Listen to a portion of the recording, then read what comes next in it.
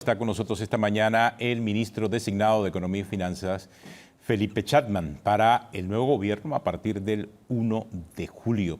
Y hay grandes desafíos por delante en la figura del ministro de Economía y Finanzas, y decíamos antes de comenzar la entrevista que siento que nunca antes en la historia de este país había tanto interés por poner la casa en orden. O sea, hasta el ciudadano de a pie más común en este momento está diciendo que aquí no se ha puesto orden en las finanzas. Y todo el mundo está con los ojos puestos en saber en qué se va a utilizar cada centavo en términos generales. Y esa responsabilidad le está recayendo al ministro futuro de Economía y Finanzas. Felipe, buenos días, gracias por acompañarnos. Buenos días, Atenógenes, Dorcas. Como yo les decía fuera de cámara, ya es suficiente, sabemos a lo que vamos para que me aumenten el nivel de presión. Y les comentaba, humildemente agradecido de la gente más sencilla en la calle que a uno le transmite buena vibra. Buena vibra, realmente no tengo palabras para describirlo. Es lo que realmente a uno lo llena de entusiasmo y de energía. Y definitivamente tenemos un reto enorme por delante y vamos a necesitar la cooperación del país. No solamente, por supuesto, agradeciendo al presidente electo de la República que me ha honrado con plena confianza.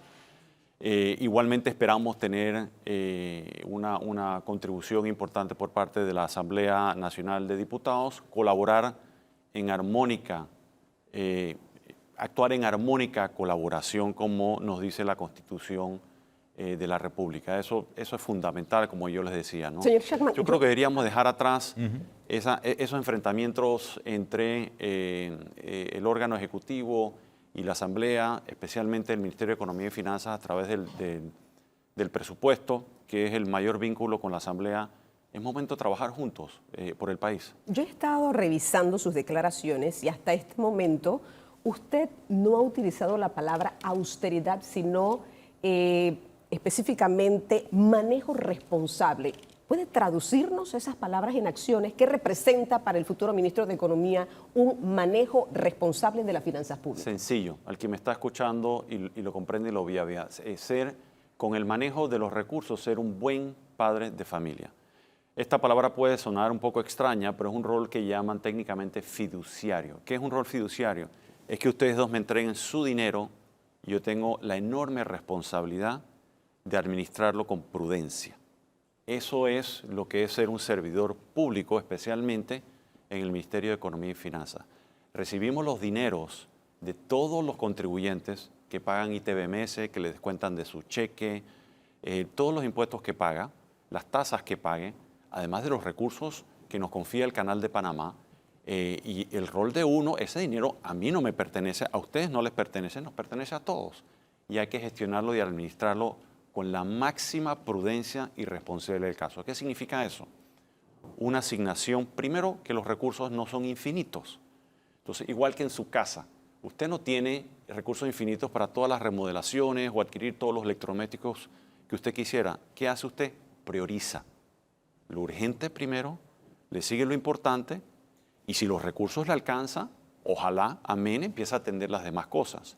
Y esa priorización se hace en función de las urgencias y las grandes necesidades que tiene el país, y de ahí de un análisis técnico responsable de lo que le produzca mejores resultados a la población. Porque asignación de recursos podemos tener, y ustedes lo saben cómo funciona este país, 1000, decenas de miles, pero el dinero le alcanza para hacer 100, por dar un ejemplo. Entonces, de esos 10.000 hay que escoger los 10 que mejores resultados le den a la población.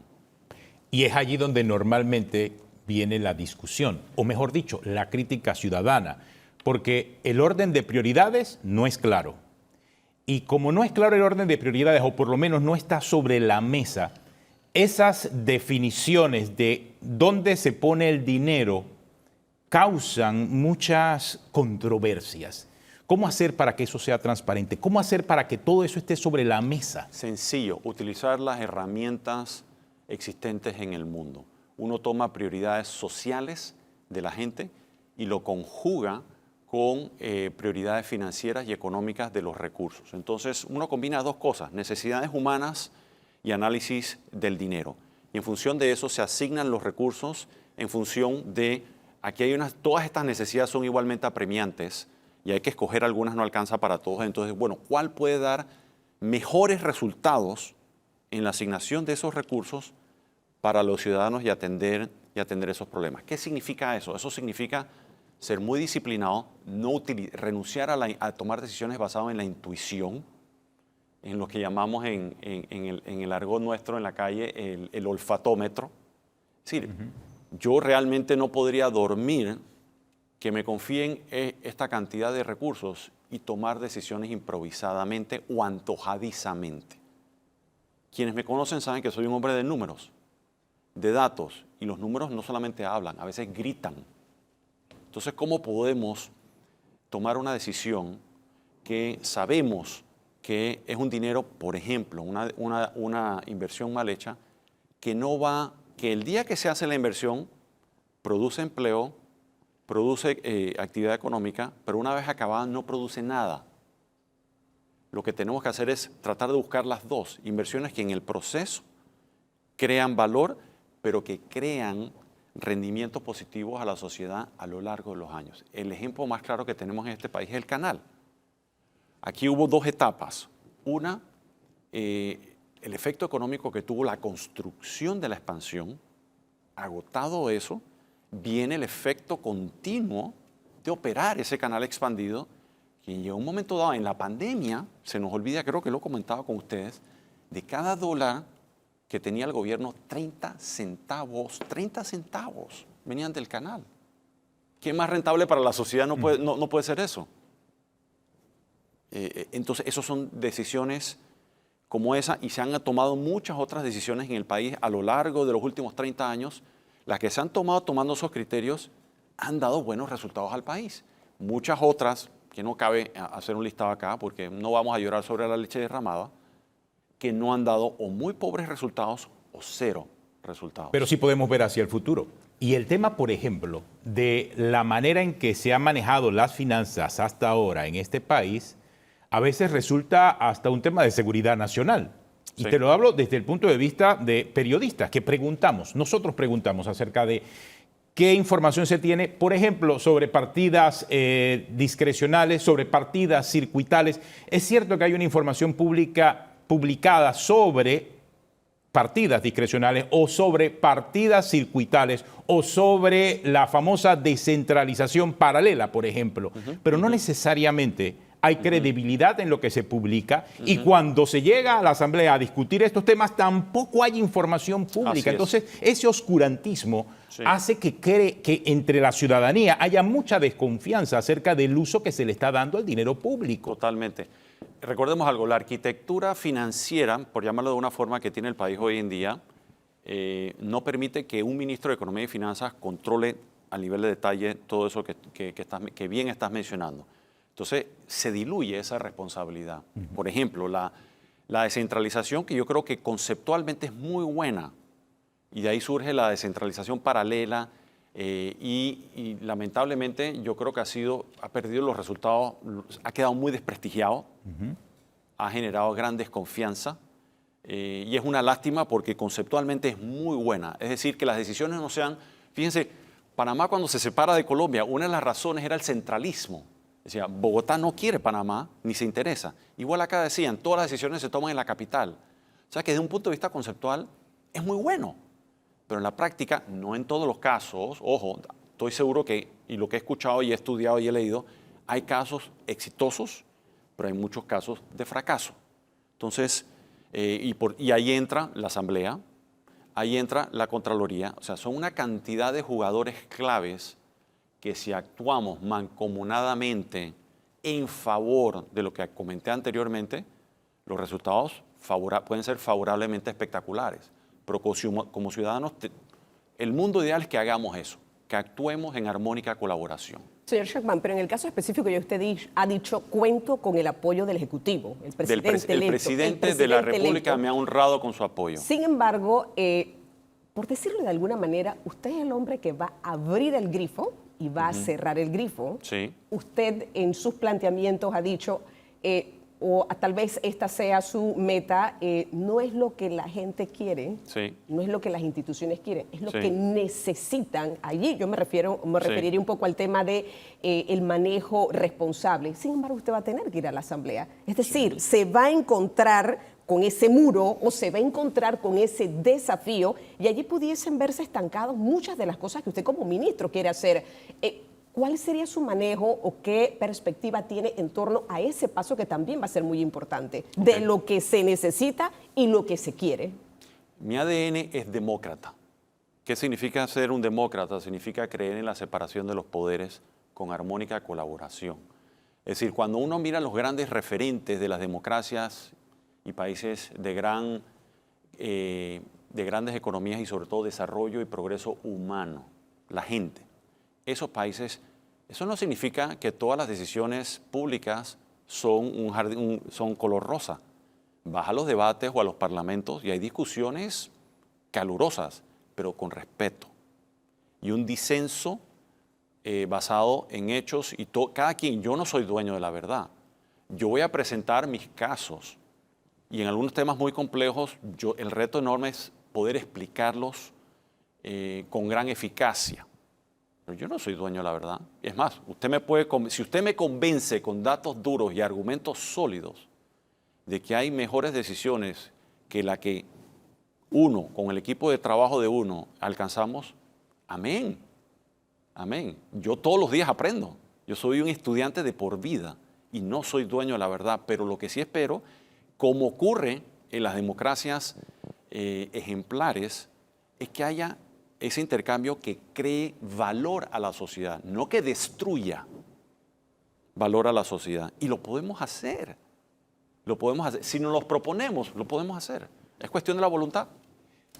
Claro, y anteriormente lo hemos conversado, Felipe, el dinero es escaso, Sí. muy escaso. Pero aquí se habla a veces de millones y miles de millones de dólares como si estuviésemos hablando de dinero que cabe en el bolsillo. O sea, se pierde la dimensión acerca de esa cantidad de dinero que se utilizan en prioridades o en decisiones que puedan tener el Ejecutivo en un momento determinado o la Asamblea en un momento determinado. Poniendo el ejemplo de la Asamblea particularmente, que tiene mucho que ver con todo este asunto, el presupuesto de la Asamblea se ha desbocado completamente. O sea, la Asamblea tiene un presupuesto que nunca antes en la historia había tenido. Y así nos vamos con diferentes instituciones que no necesariamente priorizan esa importancia para ese dinero escaso que tú mismo has definido. ¿Cómo establecer ese orden de prioridades de manera científica, de forma tal de que haya coherencia entre lo que se dice y lo que se hace? A ver, como ustedes saben, yo peco por ser muy optimista y siempre veo el vaso medio lleno. Yo creo que la Asamblea con su nueva composición tiene una oportunidad espectacular, que no hemos visto en 30 años, de ganarse el apoyo popular de una forma yo creo que no habíamos visto en 30 años. Aprovechan eso y en efecto tenemos ese diálogo constructivo, aunque haya disenso, y pueden tener recomendaciones muy buenas que yo no solamente las tomaré en cuenta, sino que colaboraré con los diputados que generen esas buenas ideas. Aquí tendrán un aliado, indistintamente de su corriente política, porque son panameños y ellos quieren lo mejor para sus comunidades y yo con eso me identifico. Ahora, en mi caso, hasta donde llega el MEF, recuerden algo, el MEF, esto no es Julio César, esto no es una dictadura. Aquí hay fragmentación del poder y de la toma de decisiones por diseño, en el cual yo creo que es bueno. En lo que mi responsabilidad va a ser es, si ustedes son los diputados, compartir con ustedes un análisis y un pensamiento de por qué el planteamiento de la asignación de los recursos. Si ustedes me convencen, hombre, si lo rechazan, porque sí que están en todo su derecho, poco yo puedo hacer allí, nada más que insistir. Si tienen mejores ideas y me convencen, me hace mi tarea aún más fácil. Feliz. Amén. Usted nos dijo hace unos minutos que los números gritan a veces. Sí. ¿Qué le están gritando los números de ese balance de situación de Muy Panamá? claro. El flujo de caja negativo que tiene el Estado panameño es crítico. Ese es casi que un paciente en urgencia. Lo tenemos que atender, pero de forma inmediata. Yo en estos días, ya casi que ni duermo ahora, trabajando en ver, bueno, como dice, cómo cuadramos el círculo. ¿Cómo empezamos? Y bueno, los mercados internacionales nos han dado, como Dorcas muy bien mencionó, la gran responsabilidad de darnos ese voto de confianza también, y ahora nos toca entregar resultados. Los primeros resultados es demostrar que los panameños somos gente seria, no Felipe Chapman, los panameños, los ciudadanos, somos gente seria que cumplimos nuestra palabra. Es decir, vamos a empezar a darle la vuelta a las finanzas públicas que no se logra de la noche a la mañana, tenemos que tener paciencia. No vamos a recuperar el grado de inversión en 24 horas. Eso toma tiempo porque tenemos que demostrarlo con hechos. Y con hechos es ese flujo de caja enormemente negativo, tenemos que empezar a darle, hombre, lo ideal sería tener un flujo de caja positivo, pero eso toma un par de años. Pero podemos empezar con las señales correctas, por ejemplo, de tener un presupuesto creíble, que sabemos que podemos cumplir, que tener un plan quinquenal fiscal que igualmente genere confianza, que sea creíble, y quien lo estudie dice, si se dan estas condiciones, obviamente no todas las condiciones las controlamos en el mundo, si se dan estas condiciones, se puede cumplir. Se puede cumplir. Entonces, que no sea un canto a la bandera. Entonces empezamos ya a enviar las señales para empezar. Y una vez que hemos atendido ese problema urgente, podemos concentrar nuestros esfuerzos o paralelamente empezarlo, pero este es un prerequisito, que se concentren eventualmente en propiciar crecimiento, acelerar el crecimiento económico que no se traduzca en desarrollo y progreso humano. De ahí fundamental la confianza, la confianza, la confianza. La economía de Panamá la mueve el sector privado, llámese personas, hogares y empresas. La relación es como 4-1, 5-1 entre privado y público. Los privados, si ustedes van a comprar una vivienda nueva, que para ustedes es una inversión enorme, si tienes desconfianza en el entorno, no lo vas a hacer. Eso es una inversión que mueve la economía, que crea empleo, que crea crecimiento económico. Es una decisión de una familia. Y para eso necesitamos confianza en el futuro. Y pensar que yo a lo largo de los años voy a poder pagar esa casa. Señor Chapman, reducción del gasto público, ¿por dónde arrancaría usted? Tenemos que hacer un análisis muy similar y ahí dicen, bueno, tenemos recursos que realmente rinden cero resultados a la sociedad. Yo empezaría por ahí, que estoy seguro debe haber muchos. No me atrevo a decir un número y sería responsable de mi parte porque no he completado de realizar el examen. Pero por lo que escucho de la retroalimentación que escucho, es impresionante la cantidad de gente que a uno lo está retroalimentando. Aparte de la buena vibra, dice, mire por aquí, abre ese cajón, busque por allá. Lo que dice el panameño en ese sentido, ávido en ayudar, ávido en ayudar. Yo no he llegado ya, así que no he abierto ninguna gaveta. Subsidios, por ejemplo, ¿qué piensa de ellos? Bueno, yo creo que hay subsidios muy buenos, positivos, que cumplen su propósito, otros menos.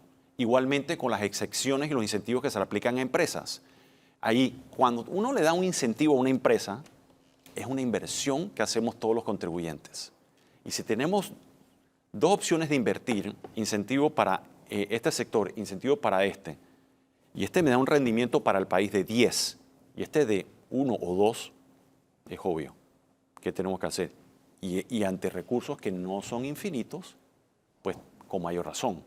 Igualmente los subsidios. Los subsidios, yo soy muy creyente en los subsidios muy bien focalizados en los grupos más vulnerables y de más bajos ingresos. No voy a entrar a detallar, pero todos sabemos que algunos de esos subsidios lo utilizan personas que no los necesitan. Entonces, perdón, esa es una decisión muy difícil, impopular, pero si queremos, como dice, cuadrar el círculo, hay que empezar a evaluar eso con responsabilidad. Veo dos grandes elementos, una deuda de 50.000 millones de dólares versus un tren Panamá-Chiriquí, Chiriquí-Panamá. ¿Cómo lo ve el futuro ministro de Economía? Lo del tren es una decisión que yo creo, como proyecto en sí, suena supremamente atractivo. yo creo que se debe analizar responsablemente. Traigo nuevamente el ejemplo del canal. El ejemplo del canal. El canal se estudió y de antemano los estudios anticipaban un retorno favorable para el país. Yo creo que para todas las inversiones, indistintamente cuál sea, idealmente se debe utilizar ese criterio y esa metodología. Ya sea para un tren, para un puente o para otra opción. Me dice, bueno, realmente puede haber un puente más apremiante que otro. En fin, es un criterio muy noble, ampliamente probado en el mundo, muy estudiado por académicos, sociales, económicos. Utilizamos, no reinventemos la rueda, utilizamos las herramientas que ya existen muy probadas en el mundo. O sea, la inversión pública va a ser clave en este momento para el desarrollo económico y para llevarle esa promesa que dio el presidente electo de darle chenchen a los panameños. O sea, esa inversión pública sí va a ser clave entonces en los próximos años, en el próximo año. Buenísima pregunta. En Panamá, por alguna razón, y ustedes no me dejarán mentir que yo llevo tratando de ayudarnos a entender eso por 10 años, el gasto público realmente no crea progreso a largo plazo, a cortísimo plazo. Ya di el ejemplo, por ejemplo, si construimos un buque de oro y nos gastamos mucha plata, todo el que trabajó ahí se le puso chenchen en el bolsillo y lo hundimos en la bahía de Panamá, dejó de producir.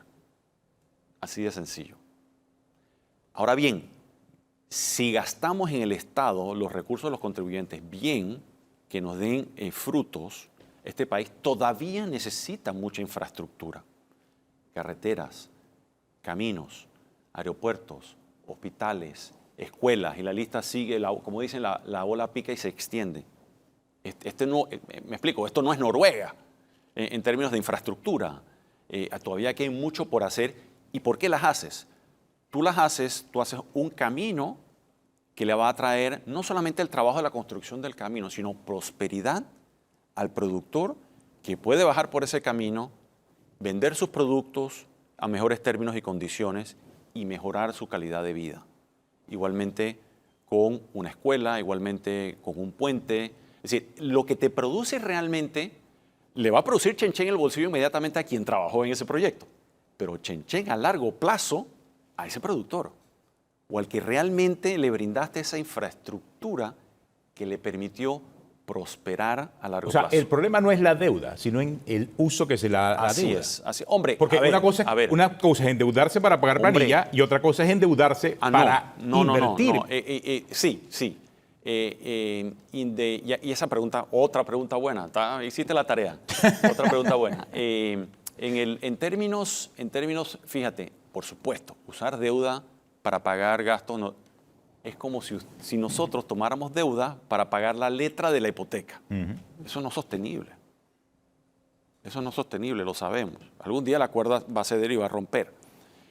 Cuando usamos deuda para hacer una inversión, el cálculo es aún más sencillo. Si la deuda me cuesta 7%, el retorno social para la gente tiene que ser suficiente para pagar el 7%. Y hay metodologías muy probadas, no solamente económicas, sino desde el punto de vista social y ambiental, para realizar ese cálculo. Ese es aún más fácil porque ya sabes el costo de la tasa de interés que tuviste, que tienes que pagar cuando emitiste un bono, por ejemplo.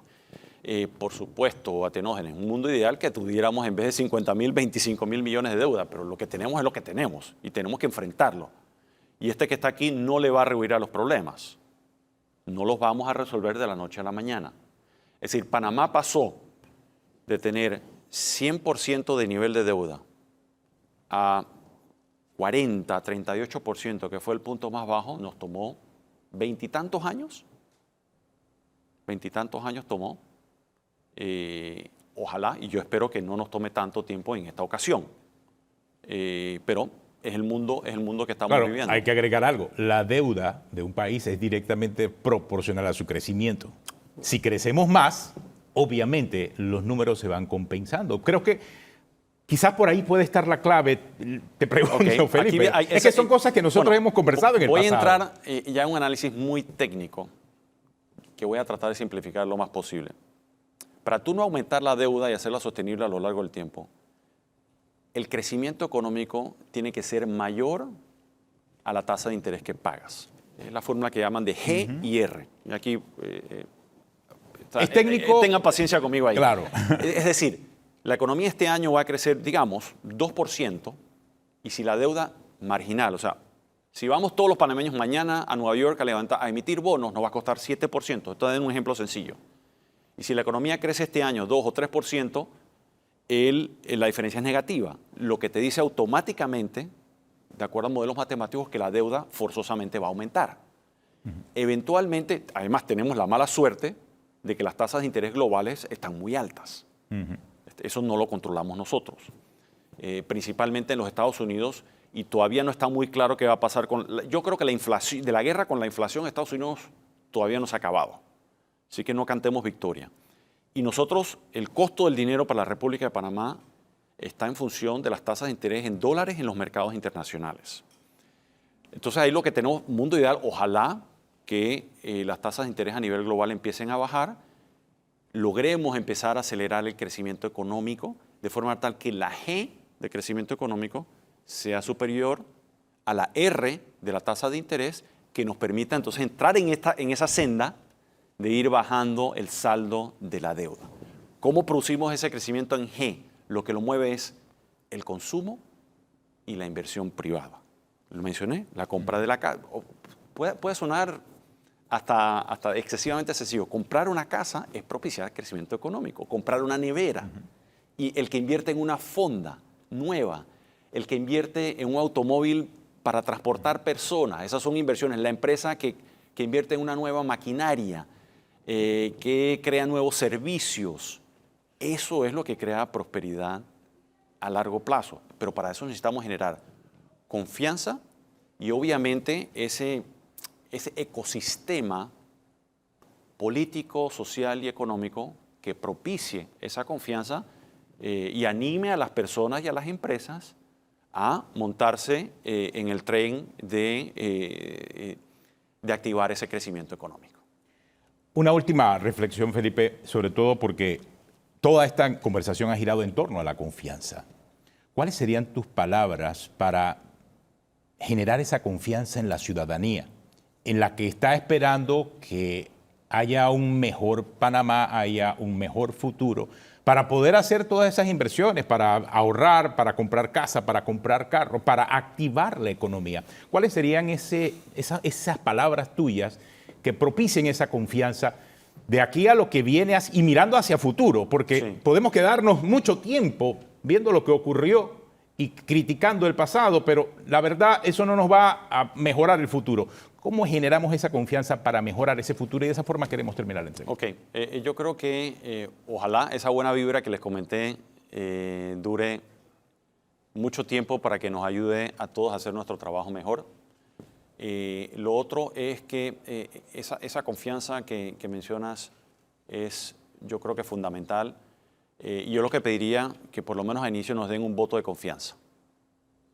A todos en mi caso, bueno, en el órgano ejecutivo, ojalá también pidan lo mismo desde el órgano legislativo para empezar a trabajar para la ciudadanía con el objetivo, ojalá, de producir resultados positivos. Y es como cuando éramos estudiantes y le prometíamos a nuestros padres, a nuestra madre, el siguiente boletín va a ser mejor. Ok, creo en ti. Pero cuando llegamos a la casa van a querer ver el boletín. Entonces, la diferencia es que estos boletines toman un poquito de más tiempo. Es decir, por ejemplo, el uso responsable de los recursos del presupuesto, ya la gente va a ver, bueno, los quiero ver manejar, asignar recursos y verlos manejar el presupuesto del año 2025 o 2026.